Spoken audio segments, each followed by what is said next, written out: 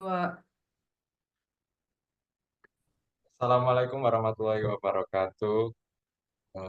Kita dari kelompok 3 akan membahas bab 3 tentang kewirausahaan, bisnis baru, dan kepemilikan bisnis. Untuk anggotanya bisa memperkenalkan masing-masing.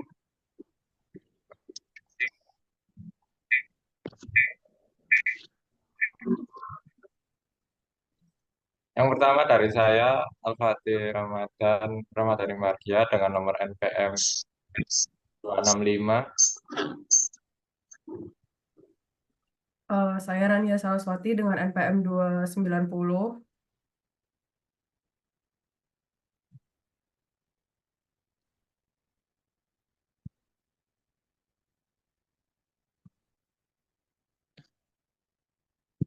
Selanjutnya saya dengan Sofyan Fabian dengan NPM 276. Bentar, kok aneh ya buatnya. Saya Asarun Najwa dengan NPM 254. Saya Najwa Tias Nadifa dengan NPM 262.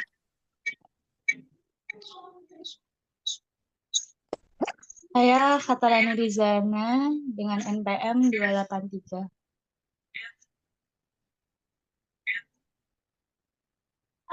Perkenalkan, nama saya Sylvia Fathabila, 299 NPM 292.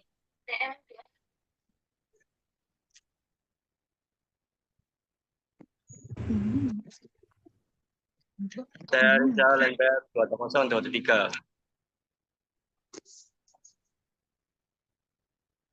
Oke, mari kita mulai bahas tentang kewirausahaan.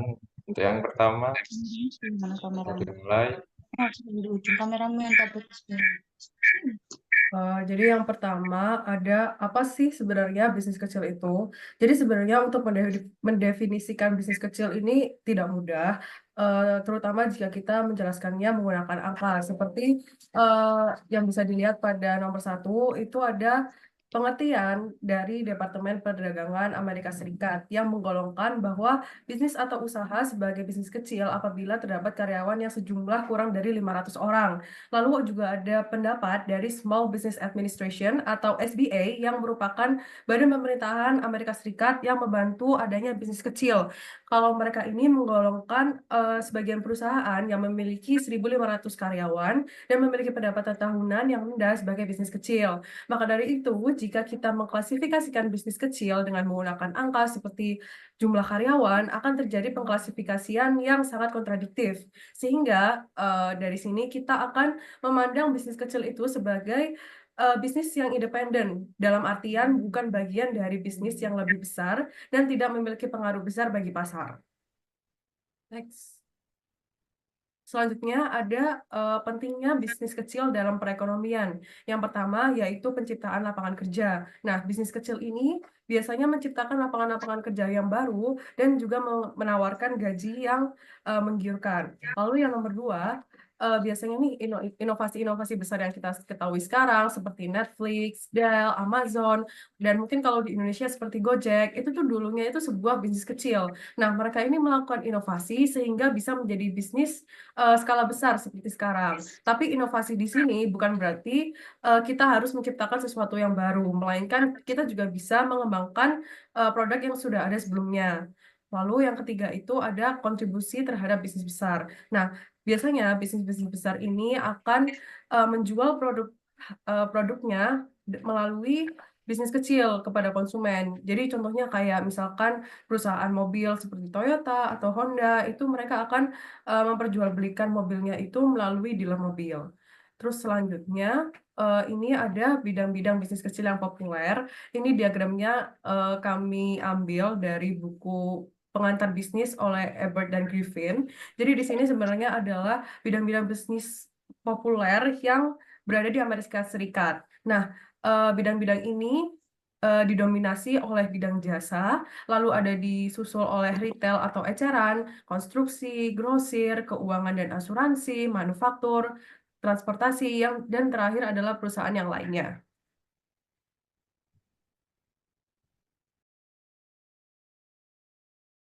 Selanjutnya yaitu terkait tren keberhasilan dan kegagalan usaha baru. Nah, di dunia bisnis saat ini itu terdapat tren di mana para wirausahawan memulai bisnis barunya. Nah, namun ketika para wirausahawan mulai mengubah bisnis kecil mereka menuju bisnis yang lebih besar, masih terdapat banyak wirausahawan yang gagal. Sebelum kita bahas bagaimana wirausahawan tersebut gagal, eh, bagaimana dengan tren terhadap Bali ini, yaitu yang pertama yaitu dengan adanya e-commerce, yang dimana banyaknya bukan banyaknya. Jadi karena sekarang era zaman modern sekarang sudah mulai pesat, jadinya era e-commerce juga mengikuti perkembangan tersebut. Ya, oleh karena itu, dengan cara adanya internet, maka e-commerce juga ikut berkembang sehingga wirausahawan itu dapat memiliki cara baru untuk berbisnis sehingga wirausahawan itu bisa mengembangkan bisnis mereka itu jauh lebih cepat dan mudah dengan adanya e-commerce. Kemudian yang kedua ada peralihan dari bisnis besar. Jadi dalam beberapa hal itu mereka itu dapat melihat ide baru yang ingin dikembangkan, yaitu seperti karena wirausahawan itu merasa kehabisan energi di dunia korporat, hingga pada akhirnya mereka memilih untuk menjadi wirausahawan dengan mengembangkan bisnis barunya. Kemudian yang ketiga ada peluang bagi kaum minoritas dan perempuan. Jadi makin banyak bisnis kecil yang dirintis oleh kaum minoritas dan perempuan, yaitu jumlah-jumlah bisnis yang dimiliki oleh keturunan, contohnya itu dari Afrika Amerika, itu mereka telah bertambah 60% selama periode 5 tahun berakhir dari data yang tersedia hingga yang tersedia dan telah diteliti oleh seorang peneliti. Hingga pada kemudian yang keempat yaitu ada peluang global. Dan ini banyak wirausahawan yang mencari peluang baru di pasar luar negeri. Jadi sebagai contohnya itu ada seseorang yang dimana dia itu dari CEO dari salah satu grup di mana perusahaan pengembang perangkat lunak.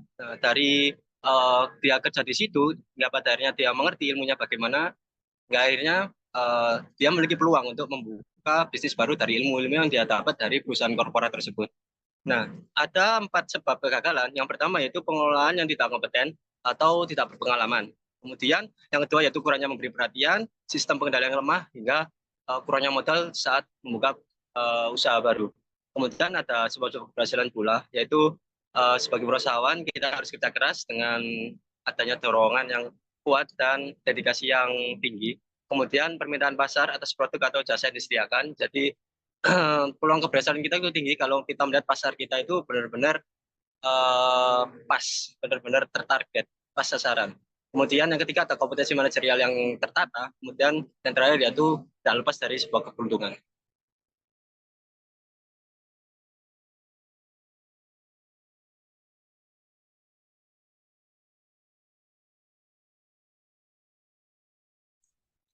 Selanjutnya ada kewirausahaan. Apa itu kewirausahaan? Kewirausahaan adalah suatu individu yang menanggung resiko kepemilikan bisnis itu sendiri.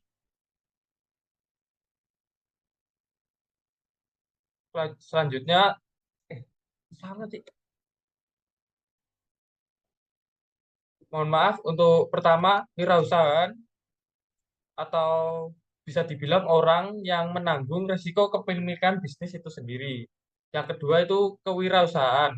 Bisa dibilang itu perusahaan yang dimiliki wirausahawan untuk mencari peluang bisnis dengan berbagai kondisi resiko. Selanjutnya ada tujuan dari kewirausahaan tersebut. Banyak orang yang mungkin melakukan kewirausahaan atas berbagai alasan. Bisa dibilang ingin mempelajari hal baru, memiliki peluang yang tinggi di sekitarnya, dan masih banyak lagi. Dan banyak juga wirausahawan yang ingin menunjukkan bisnis baru dengan tujuan kemandirian. Bebas dari bekerja untuk orang lain seperti korporat-korporat di luar sana, serta alasan lain yaitu jaminan finansial yang cukup atau memiliki modal yang lebih tinggi. Ada pula wirausahawan yang ingin melahirkan bisnis baru dengan tujuan untuk pertumbuhan dan ekspansi, yaitu mengubah lahan bisnis menjadi bisnis yang besar. Selanjutnya adalah karakteristik kewirausahaan. Yang pertama, memiliki kecerdasan dan kepedulian terhadap hubungan pelanggan yang baik, bahkan kadang bersifat personal. Yang kedua, mampu bertahan dengan ketidakpastian dan resiko. Meskipun resiko tinggi, harus tetap bertahan karena kalau tidak bertahan bisa menyebabkan kebangkrutan. Yang ketiga, mempunyai rasa percaya diri dan membuat keputusan yang spontan dan jitu. Kalau tidak spontan dan jitu, bisnis bisa hancur juga karena keputusan dari wirausahaan sangat penting. Selanjutnya, nomor 4, yaitu identik sebagai pemimpin yang berpikir terbuka dan mengandalkan jaringan, rencana bisnis, dan konsensus bersama.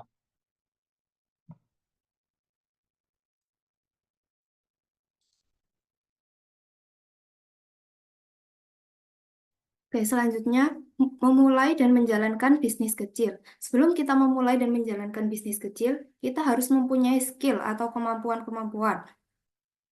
Kemampuan-kemampuan tersebut diantaranya yang pertama, kemampuan untuk mengidentifikasikan ceruk baru dalam pasar yang mapan. Ceruk adalah segmen pasar yang masih belum tergarap, sedangkan pasar yang mapan adalah pasar tempat berbagai perusahaan bersaing berdasarkan kriteria yang relatif cukup jelas. Jadi di sini kita harus menentukan siapa target pasar.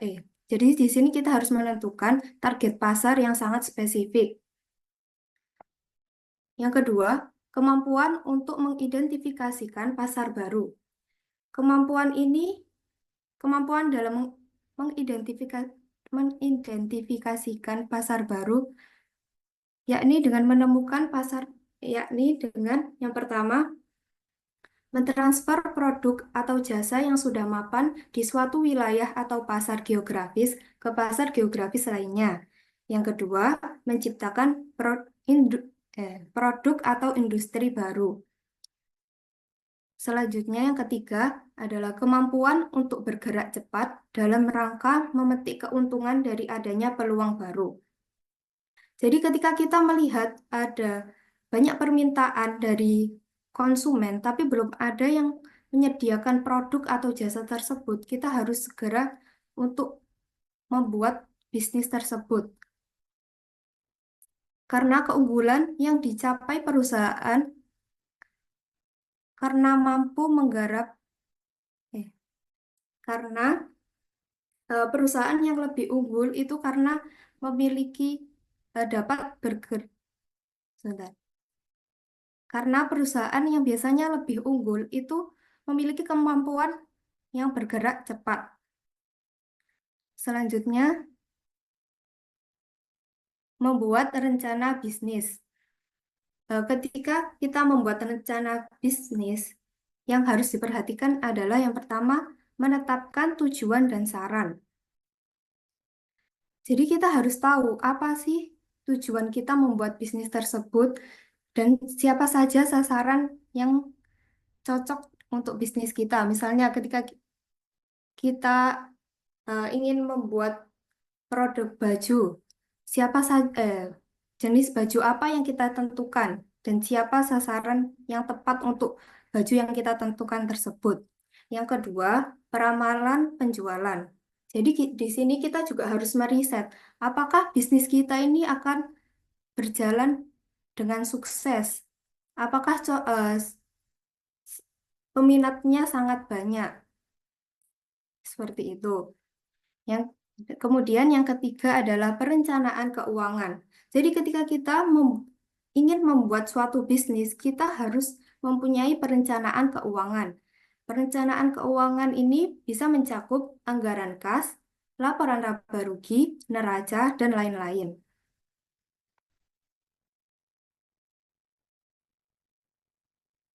Selanjutnya, memulai bisnis.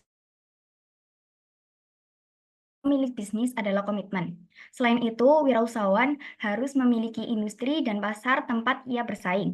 Seperti halnya manajer bisnis besar, pemilik bisnis kecil harus memahami sifat dari bisnis mereka. Memulai bisnis kecil dapat dilakukan dengan cara salah satunya sebagai berikut. Yang pertama, membeli bisnis yang sudah ada. Membeli bisnis yang sudah ada memiliki peluang yang lebih baik karena bukti kemampuannya menarik konsumen dan mencetak laba telah ada. Selain itu, rekam jejak yang ada memberikan gambaran yang lebih jelas bagi calon pembeli daripada mengira-ngira prospek usaha perintis. Yang kedua, waralaba. Waralaba atau franchise merupakan kesepakatan membeli hak untuk menjual barang atau jasa milik pewaralaba atau franchiser. Terwaralaba memperoleh atau menginvestasikan bukan saja bisnis yang sudah jadi, juga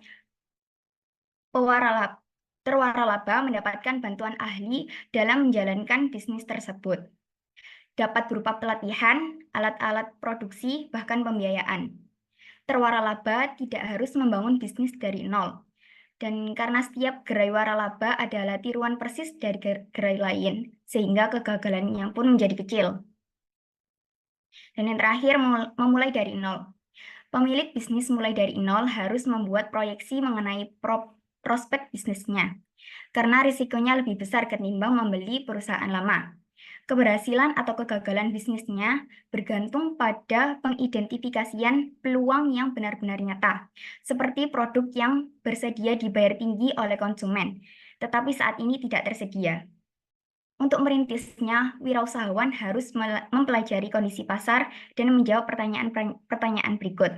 Yang pertama, siapa dan di mana pelanggan saya berada? Yang kedua, berapa yang bersedia mereka bayarkan atas produk saya? Yang ketiga, berapa unit produk yang bisa dijual? Yang keempat, siapa pesaing saya? Yang kelima, mengapa pelanggan membeli produk saya ketimbang produk pesaing?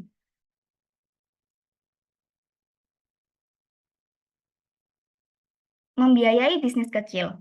Karena bisnis yang dibuat adalah bisnis dengan skala kecil, maka sumber pembiayaannya berasal dari sumber-sumber pembiayaan umum, seperti tabungan sendiri, meminjam uang dari keluarga, teman, ke lembaga pemberi peminjaman, dan badan pemerintahan.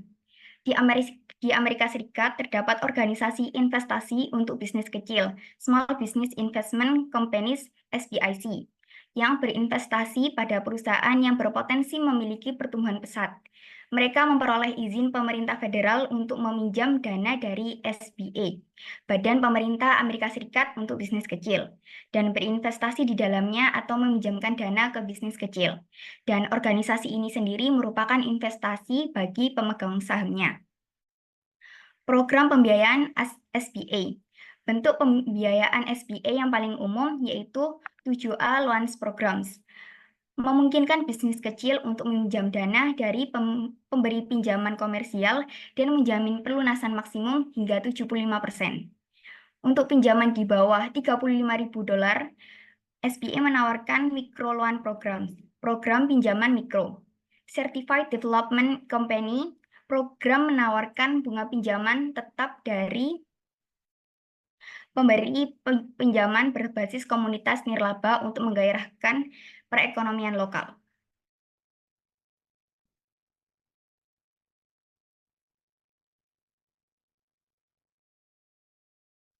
Kepemilikan bisnis non-koperasi. Sebelum menjalankan sebuah wirausahaan, seseorang itu harus menentukan bentuk-bentuk eh, wirausahanya terlebih dahulu. Yang pertama itu adalah usaha perseorangan, yang kedua itu adalah persekutuan umum, dan yang ketiga itu ada koperasi. Mohon maaf di sini misalnya atau misalnya itu koperasi.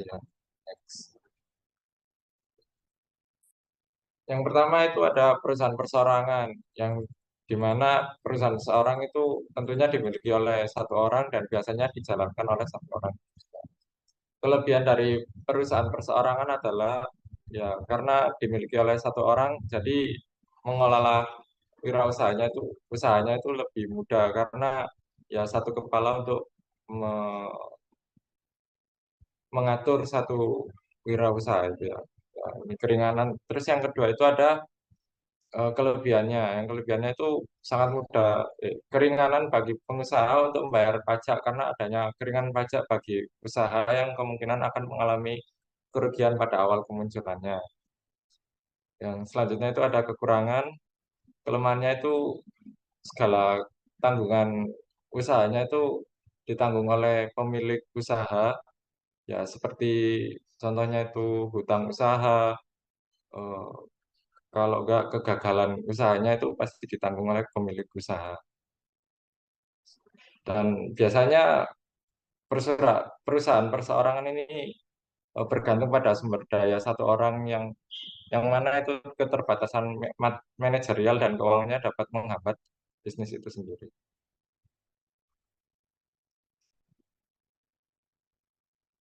Dan yang kedua itu ada bentuk perusahaan persekutuan.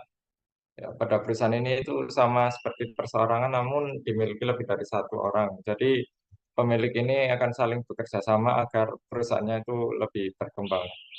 Untuk kelebihannya dari perusahaan persekutuan itu kemampuan tumbuh dan bertambahnya talenta itu lebih cepat dan ada banyak dana yang melimpah. Semua perusahaan persekutuan itu harus dimulai dari suatu kesepakatan atau perjanjian dari para pemimpin perusahaan. Para pendiri perusahaan juga bisa saling mengikat diri mereka secara hukum. Ya, dari perjanjian itu harus mengandung pertanyaan seperti siapa yang ikut menginvestasikan modal dan berapa besarannya. Yang kedua itu siapa yang akan menerima bagian laba dan berapa besarnya. Yang ketiga itu siapa melakukan pekerjaan apa dan siapa yang melapor kepada siapa. Selanjutnya, bagaimana persekutuan dapat dibubarkan jika terjadi pembubaran, bagaimana aset dibagikan. Yang selanjutnya, bagaimana sekutu yang ditinggal mati oleh sekutu lainnya, apakah dapat dilindungi dari tuntutan yang dilakukan oleh ahli waris hukum. Next. Untuk kekurangan perusahaan persekutuan itu, ya, jika ada salah satu orang yang meninggal atau keluar dari perusahaan, maka kesepakatan yang di awal itu akan bubar juga. Tapi pembubaran itu bukan berarti perusahaan akan kehilangan pendapatan penjualan. Para sekutu yang masih bertahan itu dapat membentuk persekutuan baru untuk mempertahankan bisnis persekutuan lama. Dan tidak ada sekutu yang bisa menjual perusahaan tanpa kesepakatan sekutu lain. Untuk alternatif dari mengatasi kekurangan perusahaan persekutuan itu ada ada ada salah satu contoh yaitu persekutuan terbatas atau lebih dikenal dengan CP. Pada persekutuan terbatas itu hanya sebatas eh, kerjasama saling apa ya menginvestasikan sejumlah dana, tapi mereka tidak berperan aktif dalam operasional perusahaan. Seperti itu. Dan yang terakhir ada koperasi. Koperasi ini itu seperti kolaborasi antar usaha perseorangan dan perusahaan wirausaha lainnya seperti persekutuan, yaitu untuk saling bekerja sama demi kepentingan bersama dengan cara membentuk koperasi. Koperasi hanya sebatas melayani kebutuhan spesifik para anggota. Jadi dalam koperasi itu tidak melayani masalah dalam apa namanya masalah internal usaha masing-masing gitu. Jadi hanya memenuhi kebutuhan spesifik para anggota.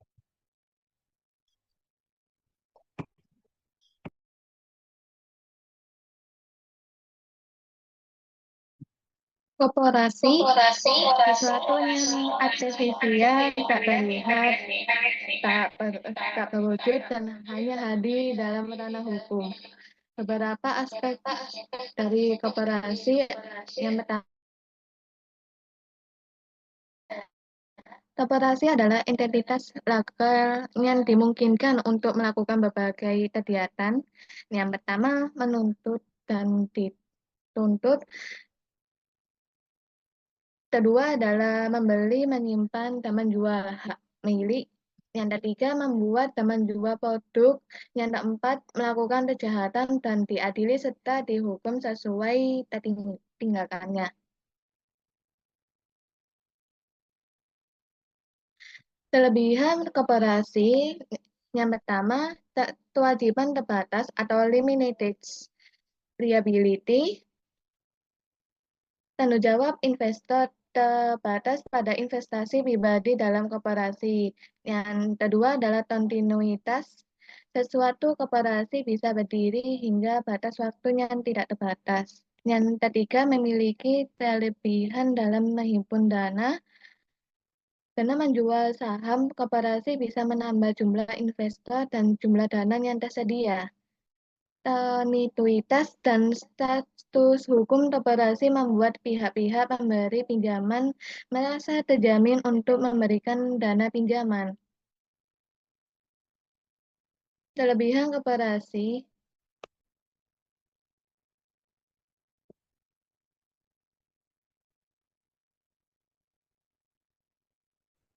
Udah.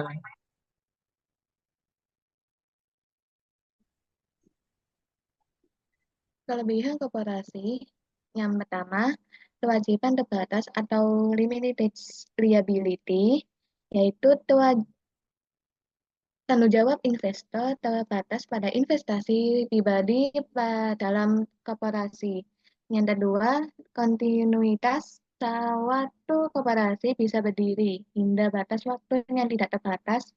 Yang ketiga, memiliki kelebihan dalam menghimpun dana. Dengan menjual saham koperasi bisa menambah jumlah investor dan jumlah dana yang tersedia. Kontinuitas dan status hukum koperasi membuat pihak-pihak memberi pinjaman masa terjamin untuk memberikan dana pinjaman. Terus kekurangan koperasi atau bisa disebut kelemahan koperasi. Yang pertama adalah mengalihkan kepemilikan. Ciri khas ini juga bisa menimbulkan masalah.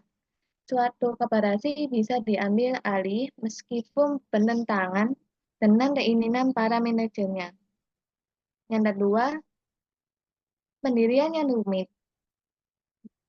Pendirian koperasi harus memenuhi persyaratan hukum yang rumit. Berdasarkan tempat akta pendirian koperasi dikeluarkan. Yang ketiga, pajak tanda atau double taxation. Selain harus membayar pajak, penghasilan atas laba perusahaan, pemegang saham juga harus membayar pajak penghasilan atas pengembalian investasi mereka di koperasi. Selanjutnya,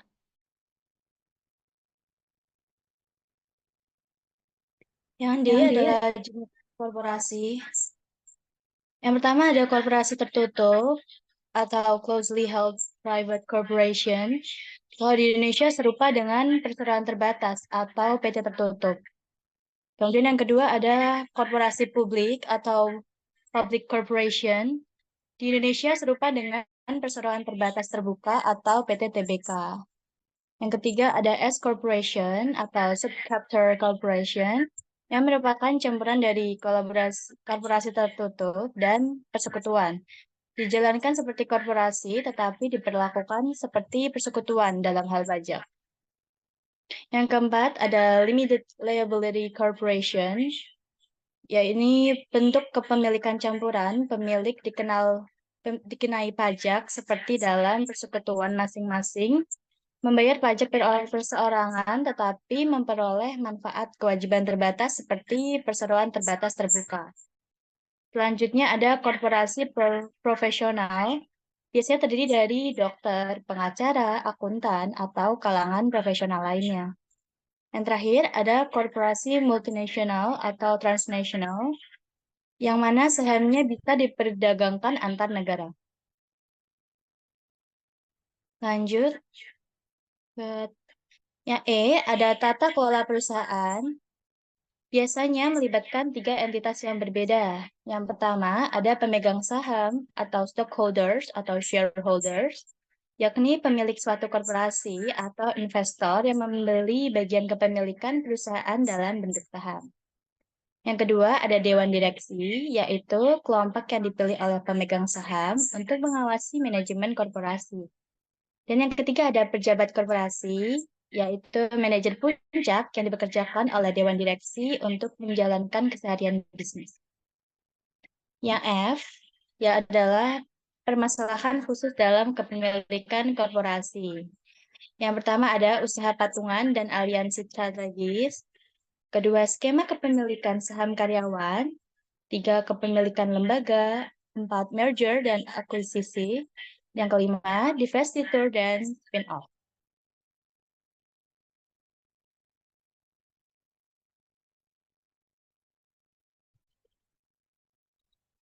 Cukup sampai di sini pembahasan kita.